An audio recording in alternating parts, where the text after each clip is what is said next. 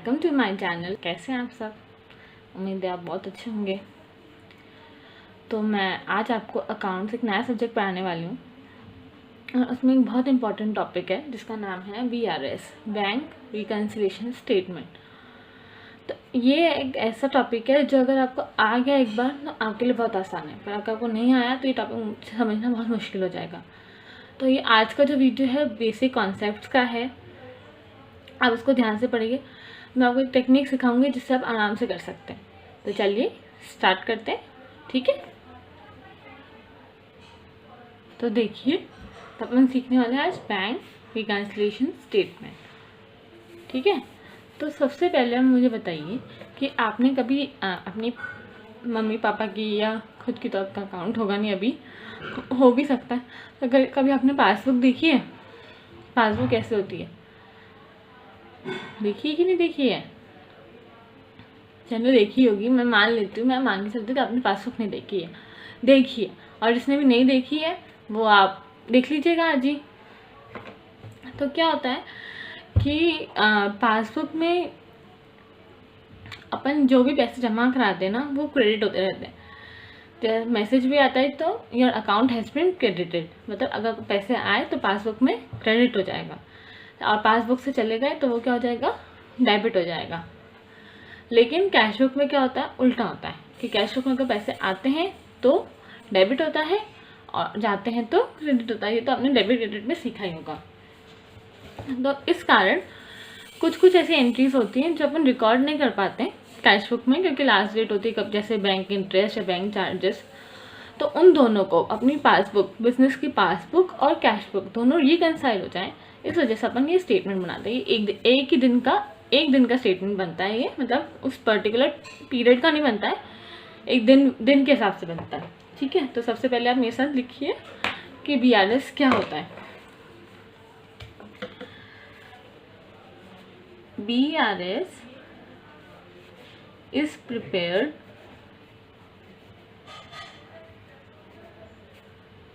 to reconcile the balance between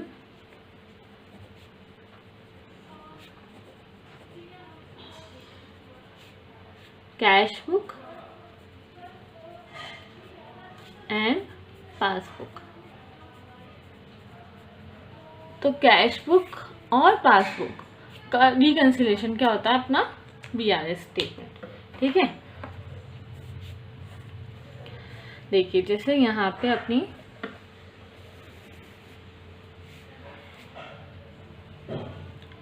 ये अपना cash account है, ठीक है।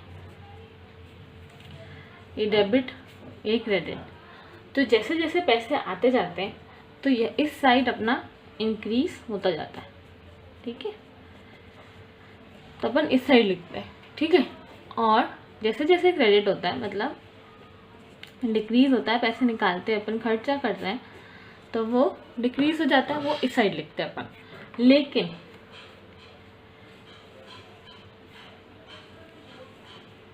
पासबुक में उसका उल्टा होता है।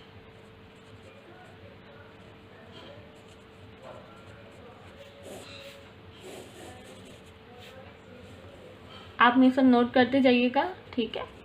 डेबिट क्रेडिट, जैसे जैसे डिक्रीज होता है तो वो डेबिट होता है, और जैसे जैसे वो इंक्रीज होता है वो क्रेडिट होता है, ठीक है। तो कैशबुक और पासबुक में ये फर्क है ना। अब BRS सबसे पहले तो इसलिए अपन एक स्टेटमेंट बनाते हैं ताकि ये आपस में रिकनसाइल हो जाए, मतलब जितना अपना कैशबुक का बैलेंस आ रहा है उतना ही अपना पासबुक है। कैशबुक मतलब अपना कैशबुक में जो बैंक कॉलम का बैलेंस होता है ना वो अपने पासबुक से मैच होना चाहिए, ठीक है। तो BRS इस प्रिपेयर, मैंने इसको हमेशा शॉर्ट फॉर्म में लिखूंगी, है ना, बाय कस्टमर। बैंक कभी भी नहीं बनाता आपका BRS, हमेशा जो कस्टमर होंगे या जिसकी फर्म होगी वो ही बनाएगा। BRS is prepared by the customer, ठीक है। अब आप पूछेंगे कि मैम ये दोनों में डिफरेंस क्यों आता है? जो एंट्री हम इसमें रिकॉर्ड करें, इसमें आती है वो इसमें रिकॉर्ड हो ही जाती है। तो क्यों आता है डिफरेंस? ठीक है, तो सबसे पहला रीजंस ऑफ डिफरेंस, ठीक है, सबसे पहला है अपना टाइमिंग डिफरेंस। टाइमिंग डिफरेंस, ठीक है, टाइमिंग डिफरेंस मतलब मान लो कि ये एक लड़का है राम, ठीक है, इसकी एक बैंक है SBI और उसका बिजनेस है ABC कंपनी, ठीक है। तो अब इसको ये आदमी श्याम है ना, ये इसका डेटर है और इसने इसको चेक दिया कि ये ले भाई राम, तू 50,000 रुपये का चेक ले ले, मैंने जैसे सामान खरीदा था, ठीक है। पर अब अब राम क्या करेगा, इसको SBI को दे देगा, लो भाई SBI तुम ये चेक जमा कर लो। तो इसने शाम को दिन में दिया है चेक ये, ठीक है, दिन में जाके बैंक में जमा करा क्या, और इसने अपनी बुक्स में रिकॉर्ड कर लिया कि बैंक अकाउंट डेबिट टू क्या आता है, शाम अकाउंट, ठीक है, पैसे हमारे पास आ गए। ये एंट्री पास कर ली उसने, ये हो गई अपनी मान लो 1 अप्रैल की एंट्री। पर SBI वाले ने उसको टाइम हो गया तो उसने क्लियर नहीं किया, ये चेक क्लियर हुआ अपना 3 अप्रैल को। 3 अप्रैल को ये चेक क्लियर हुआ, लेकिन हमने क्या किया, इसमें तो हमने रिकॉर्ड कर लिया कि 1 तारीख को हमारे पास पैसे आ गए थे, लेकिन पासबुक में कब दिख रहा है, 3 अप्रैल को। तो जब हम 1 अप्रैल का BRS बनाए, मैंने अपने को पहले ही बताया था कि BRS एक दिन का ही बनता है, तो BRS का जब हम बनाएंगे 1 अप्रैल को, तब हमें प्रॉब्लम दिखेगी कि क्या हो रहा है कि 50,000 हमारे 3 अप्रैल को जमा हुए, तो उसका हम एडजस्टमेंट करेंगे। तो ये होता है अपना टाइमिंग डिफरेंस कि हमने जमा तो करा दिया पर दिखा नहीं, ठीक है। और सेकेंड होता अपना एरर्स की वजह से डिफरेंस, ठीक है, एग्जाम्पल है एरर्स की वजह से डिफरेंस। एरर्स मान लीजिए जैसे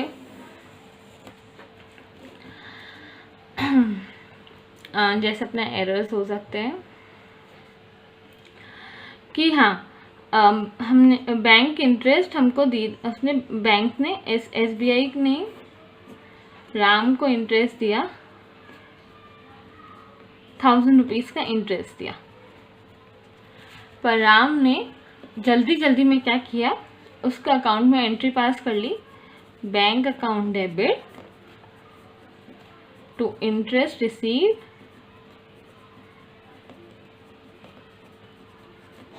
100 रुपये, एंट्री जल्दी जल्दी में पास कर ली 100 रुपये, ठीक है, 100 रुपये पास कर ली।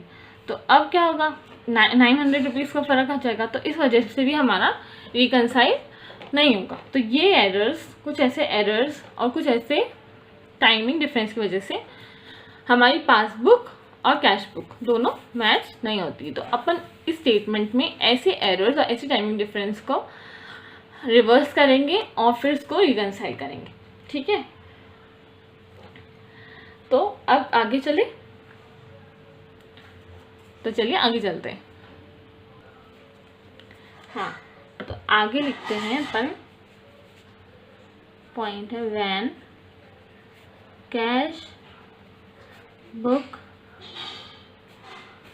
Balance increases. तो क्या होता है, जब कैश बुक का बैलेंस इंक्रीज होता है तब क्या होता है,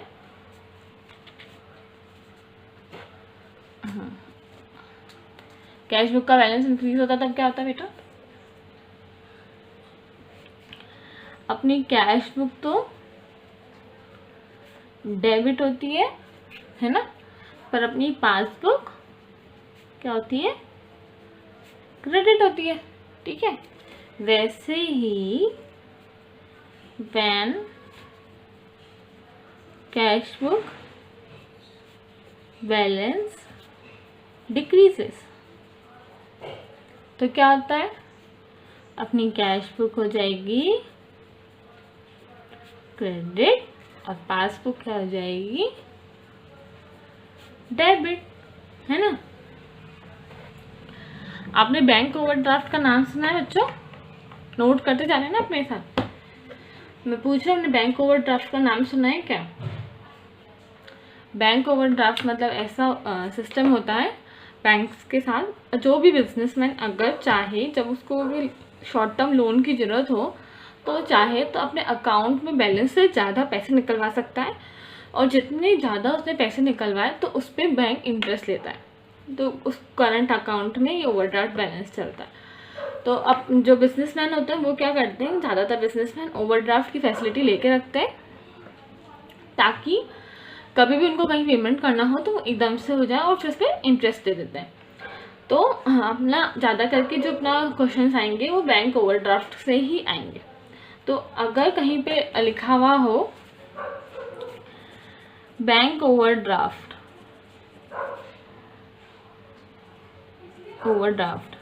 तो मतलब हमारा पासबुक का बैलेंस जो चल रहा है वो नेगेटिव चल रहा है, मतलब हमने ज़्यादा विड्रॉ कर रखा है। या उसको अपन ये भी लिख सकते हैं अनफेवरेबल बैलेंस, ठीक है, अनफेवरेबल बैलेंस ऑफ पासबुक या बैंक ओवरड्राफ्ट, ठीक है। और अगर अपना क्रेडिट चल रहा हो, मतलब सही चल रहा हो बैलेंस, तो क्या लिखेंगे, डेबिट बैलेंस, है ना। और उसको क्या लिखेंगे, फेवरेबल बैलेंस लिखेंगे, ठीक है। तो आया समझ में? तो मेरे साथ एक आप फॉर्मेट बनाइए, उसमें कुछ ऐसे ट्रांजैक्शंस होंगे जो हमेशा रिपीट होंगे, और उसमें आपको क्या करना है और क्या नहीं करना है वो आप बनाइएगा मेरे साथ, ठीक है। तो यहाँ लिखिए सबसे पहले पर्टिकुलर्स और यहाँ मीनिंग, है ना। और आप मुझे बताइएगा कि उस टाइम कैश बुक का क्या रहेगा और पासबुक का क्या रहेगा। सबसे पहला है check issued but not presented for payment. It means हमने चेक तो इशू कर दिया, हमने राम को चेक तो दे दिया, ठीक है, पर वो गया नहीं। हमने शाम को चेक दिया तो वो बैंक में उस दिन गया नहीं, 2 दिन बाद गया वो, ठीक है। तो फिर क्या होगा, मैं तो अपना दिखा दूंगी कि भाई मैंने अपने पैसे माइनस कर दिए अपने बैंक में से, पर हमारे पैसे तो 2 दिन बाद कटे। तो ये जो हो गया अपना टाइमिंग डिफरेंस में आ गया। तो इसमें क्या हो जाएगी, हमारी उस टाइम कैश बुक तो अपनी डिक्रीज होती हुई दिखाई देगी क्योंकि हमने एंट्री पास कर दी, लेकिन जो पासबुक है हमारी इंक्रीज हो जाएगी, क्योंकि इंक्रीज नहीं हो जाएगी, मतलब अपनी ऊपर ही रहेगी कैश बुक से, इंक्रीज नहीं होगी, उसको इंक्रीज नहीं बोलेंगे, अब उसको बोलेंगे कि हमारी पासबुक उधर की उधर ही रही है लेकिन कैश बुक हमने डिक्रीज कर दिया। वैसे ही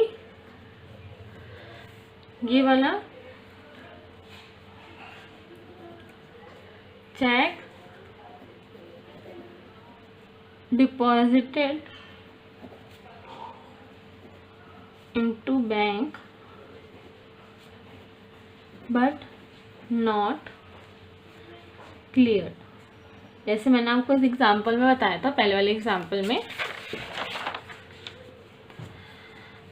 कि राम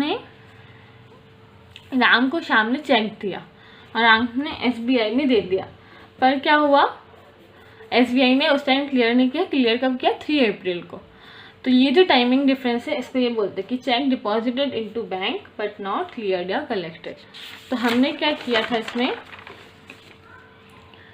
कि हमने कैश बुक तो बढ़ा दी थी, पर हमारी पासबुक बढ़ी नहीं, तो वो कम की आपको कम ही दिखेगी, है ना।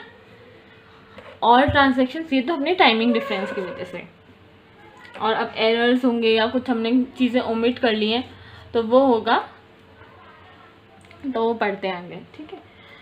तो इंटरेस्ट क्रेडिटेड बाय बैंक। मान लो बैंक ने हमको इंटरेस्ट दिया, तो अब इंटरेस्ट देगी तो हमको बताएगी थोड़ी ना, हम जब एंट्री करवाने जाएंगे तब हमको दिखेगा इंटरेस्ट, तो इंटरेस्ट क्रेडिटेड बाय बैंक। तो इसमें हमारी कैश बुक तो हमारी कम दिखेगी, पर पासबुक हमारी बड़ी भी होगी क्योंकि इंटरेस्ट इसमें मिल चुका है। ऐसे ही bank charges,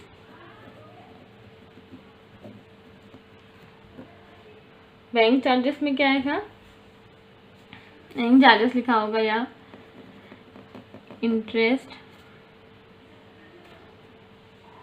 charge by bank, है ना। तो इसमें हमारी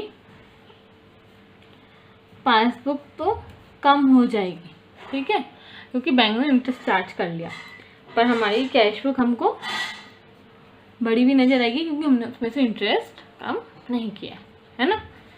तो ये 4 ट्रांजेक्शन्स हैं और आगे भी ट्रांजेक्शन्स है, तो आप पहले इसको नोट कर लीजिए, आप स्क्रीनशॉट ले लीजिए, जैसे भी आपको सही लगे, और मैं नीचे डिस्क्रिप्शन में भी दे दूँगी इसको, तो अगर आपको वहाँ से सही लगे तो आप ड्राइव में से डाउनलोड कर लेना, ठीक है। तो चलिए नेक्स्ट में बढ़े। अब नेक्स्ट है direct payment by bank. Direct payment by bank का मतलब क्या होता है? डायरेक्ट पेमेंट बाय बैंक का मतलब क्या होता है कि मान लीजिए मैंने बैंक को इंस्ट्रक्शन दे दिए कि LIC के, मैंने LIC करवा के मैंने बैंक को इंस्ट्रक्शन दे दिए कि हर क्वार्टरली मेरे LIC के 10,000 रुपीज़ LIC को आप जमा कर देना, क्योंकि मुझे याद नहीं आता। बैंक ने बोला ठीक है, हम आपके लिए जिम्मेदारी उठाने के लिए तैयार है, पर हम इसके लिए चार्जेस लेंगे। हमने बोला ठीक है, ले लेना। तो बैंक ने क्या किया, डायरेक्ट पेमेंट कर दिया LIC को। तब कब पेमेंट किया तो वो तो हमें पता नहीं चलेगा, जब हम एंट्री करवाएंगे या मैसेज आएगा तब पता चलेगा। मान लीजिए हमने इसको रिकॉर्ड नहीं किया, हमारे पास मैसेज नहीं आया, ठीक है। तो इसमें हमारी पासबुक में से तो पैसे कम हो जाएंगे, लेकिन हमारी कैश बुक क्या हमको बड़ी भी नजर आएगी, है ना। 6th ट्रांजेक्शन है direct deposited into bank by customer. मान लीजिए हमने शाम को पैसे अकाउंट नंबर दे दिया, हमने बोला कि इसमें जाके डायरेक्ट जमा करा के दे, चेक वेक मत दे, वो आउट स्टेशन रहता है। तो वो क्या करेगा, डायरेक्ट मेरे बैंक में जमा कर देगा। तो उस दिन मैंने मान लीजिए एंट्री नहीं करी, तो हमारी पासबुक क्या हमको बड़ी भी नज़र आएगी, पर हमारी कैश बुक हमारी कम ही होगी, है ना।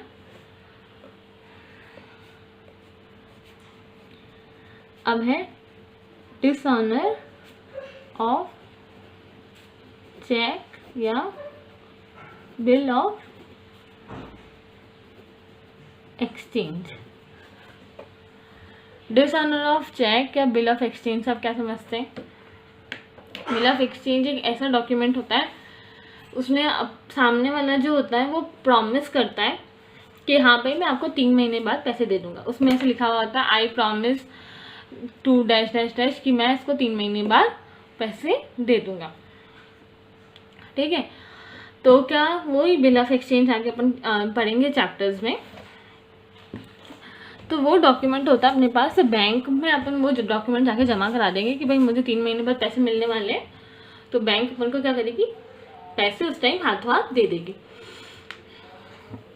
अब मान लीजिए अपने कोई चेक जमा करा दिया, ठीक है, तो वो उसके बैंक में बैलेंस नहीं था सामने वाले के बैंक में, और चेक बाउंस हो गया या डिसऑनर हो गया। तो हमने तो सोचा हमारे पास पैसे आ गए हैं, पर हमारे पैसे नहीं आए हैं पासबुक में। लेकिन हमने सोचा कि हमारे पैसे आ गए हैं, तो हमने कैश बुक बढ़ा दी, पर पासबुक में तो आए नहीं, तो वो कम दिखेगी, ठीक है। Check deposited but not recorded. मैंने शाम का चेक जाके डिपॉजिट करा दिया, पर मैं अपने अकाउंटेंट को बोलना भूल गई, राम अकाउंटेंट को बोलना भूल गया कि भाई मैंने चेक जमा करा दिया। तो उस केस में क्या होगा, हमारे पासबुक में तो बढ़ जाएगा हमारा बैलेंस, पैसे आ जाएंगे, पर कैश बुक में हमारा बैलेंस कम ही रहेगा। ठीक है।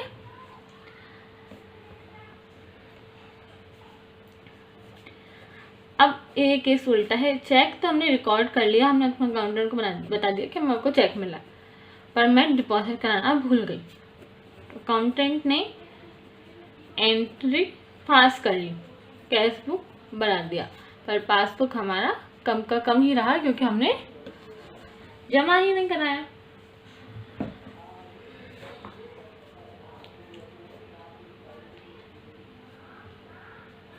अब मान लो payment side of cash book was ₹500 short. इसका मतलब हमने कुछ ऐसी गलती कर दी जिससे हमारा पासबुक का जो पेमेंट साइड है ना वो कम दिख रहा है, कि हमने पेमेंट 500 रुपये कुछ कम की कुछ गलती करी है हमने। तो इसमें क्या होगा, हमारा पासबुक तो हमारा कम दिखेगा, लेकिन कैश बुक हमारा उस टाइम बढ़ा हुआ दिखेगा। मान लीजिए उस टाइम हमारा कैश बुक का बैलेंस था 5,500, असल में होना चाहिए था सिर्फ 5,000, क्योंकि हमने 5,500 जो रुपये हैं वो हमने पेमेंट रिकॉर्ड नहीं करा है, या फिर मान लो कुछ एरर कर दी है, पर हमारा पासबुक में क्या बैलेंस दिखेगा 5,000।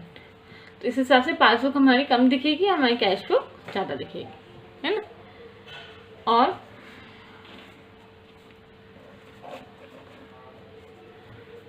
इलेवेंथ ट्रांजेक्शन है अंडर कास्ट या ओवर कास्ट से receipt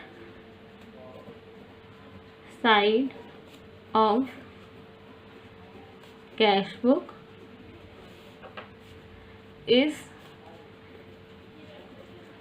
under cast by ₹1,000। Undercast का मीनिंग होता है कि हमने कुछ ऐसा गलती कर दी है कि हमारे 1,000 हमारे पास पैसे आए थे पर हमने रिकॉर्ड नहीं करे, या एरर हो गई है कि कम दिख रहा है 4 रुपये। तो इस केस में हमारा कैश बुक क्या होगा, वो कम दिखेगा और पासबुक ज़्यादा दिखेगा, क्योंकि इसमें तो रिकॉर्ड हो रखा है, बैंक तो कोई गलती नहीं करता है। और वैसे ही सेम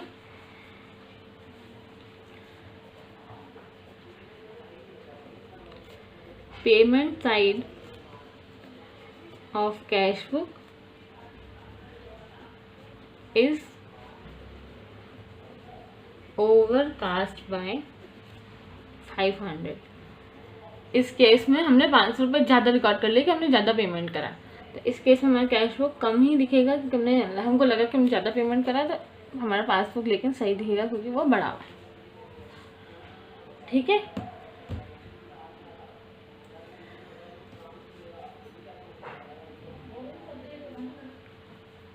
है ना। तो आया आपकी समझ में? नहीं, तो ये कुछ ऐसे ट्रांजैक्शंस हैं जो ऐसे रिकॉर्ड होते हैं। अब मैं आपको बताती हूँ एक टेक्निक कि कैसे करते हैं। ठीक है।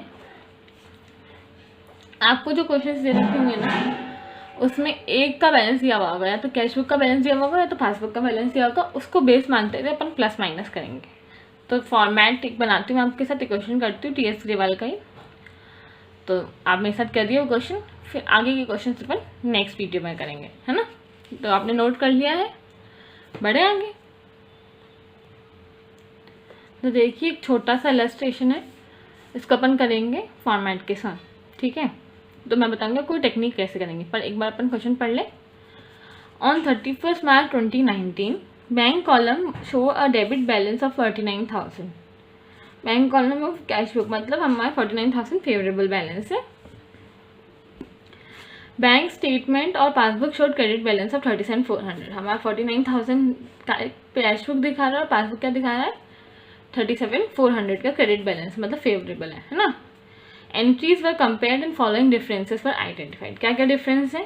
Cheque of Shyam 9,000 and Mohan 15,000 were deposited. हमने डिपॉजिट करा दिए बट वर नॉट कलेक्टेड, मतलब बैंक ने उसको क्लियर नहीं करा। Ramesh a debtor deposited a cheque of 8,000 directly into the bank, bank में जाकर उसने जमा करा दिए। Bank has credited 500 as interest which was not recorded, हमने रिकॉर्ड नहीं करा है। Cheque of 10,000 issue to Radheshyam was not presented for payment, मतलब हमने 10,000 इशू तो कर दिए, उसको पैसे तो दे दिए पर वो गया ही नहीं क्लियर करवाने। Bank debited the account by 6,000 being insurance premium paid as per standing instruction, मतलब हमने इंस्ट्रक्शन दे दी कि 6,000 प्रीमियम पे कर देना, और बैंक ने पे भी कर दी पर हमने कैश बुक में रिकॉर्ड नहीं करा है। और bank debited the account by 100 being bank charges, तो you are required to prepare bank BRS as on 31 March 2019, तो एक दिन का ही बनता है BRS। तो चलिए स्टार्ट करते हैं। आप भले इसको मैंने इसको नोट्स में डाल दिया नीचे डिस्क्रिप्शन में, तो आप भले इसको देख लीजिए, वहाँ से खोल के बैठ जाइए। मैं साइड में रख रही हूँ बुक, और अपन साथ में फॉर्मेट के साथ करते हैं, ठीक है।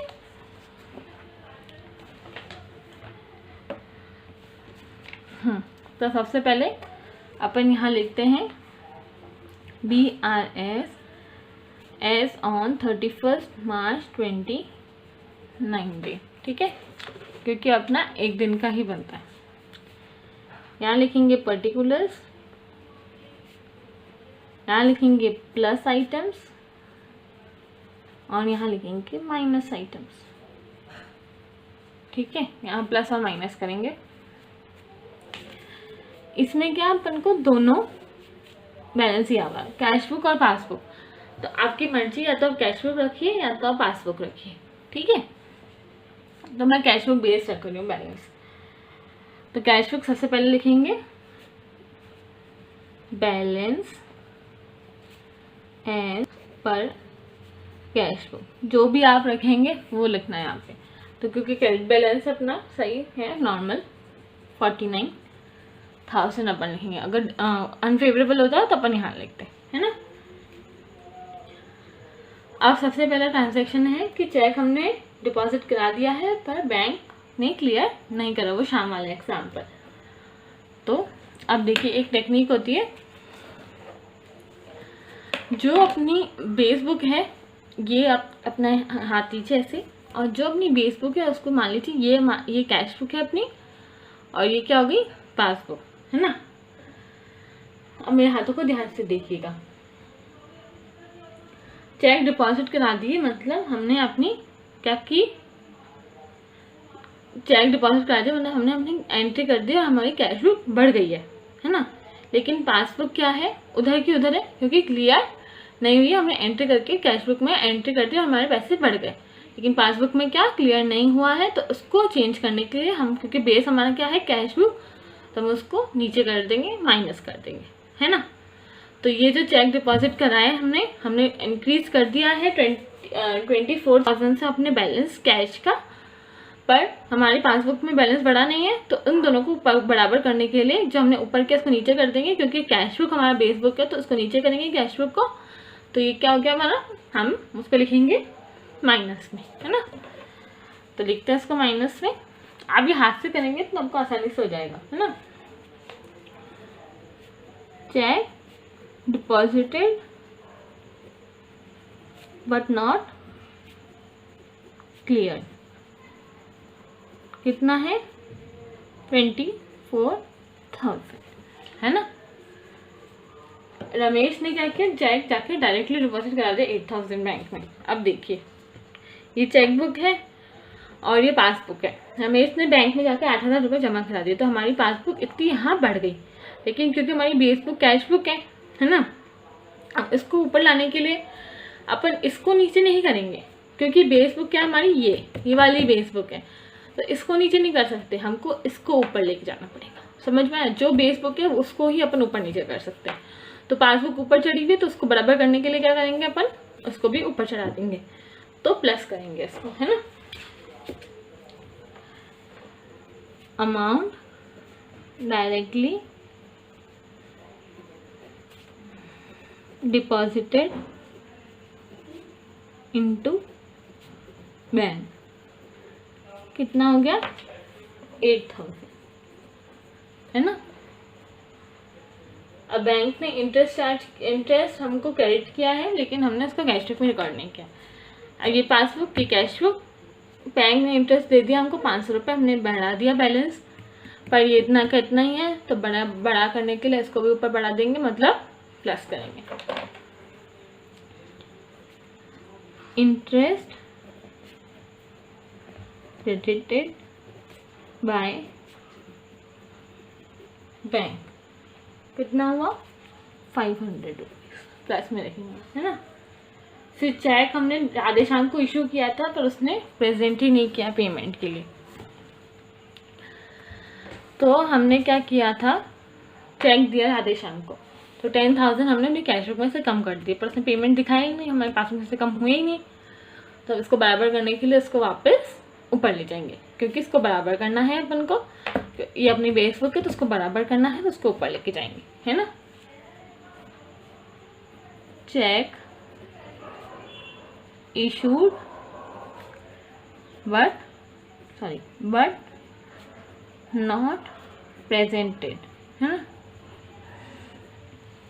एड बैक कर देंगे इसको 10,000, और बैंक ने इंश्योरेंस दे दिया हमारे स्टैंडिंग इंस्ट्रक्शंस के हिसाब से, तो बैंक ने हमारे पैसे काट लिए 6,000 रुपये, पर हमको पता ही नहीं है, तो हमको उसको बराबर करने के लिए इसको भी लेके आएंगे नीचे, तो करेंगे minus.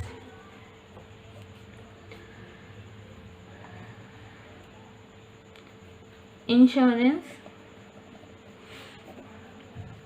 Premium paid by bank, तो उसको माइनस करेंगे 6,000, है ना। और लास्ट है कि हमने 100 रुपये चार्जेस बैंक ने काट लिए, मतलब बैंक ने पासबुक में से कम कर लिए, पर हमको पता ही नहीं है, तो उसको कम करने, इसको बराबर करने के लिए इसको कम कर देंगे। तो बैंक चार्जेस डेबिटेड, है ना।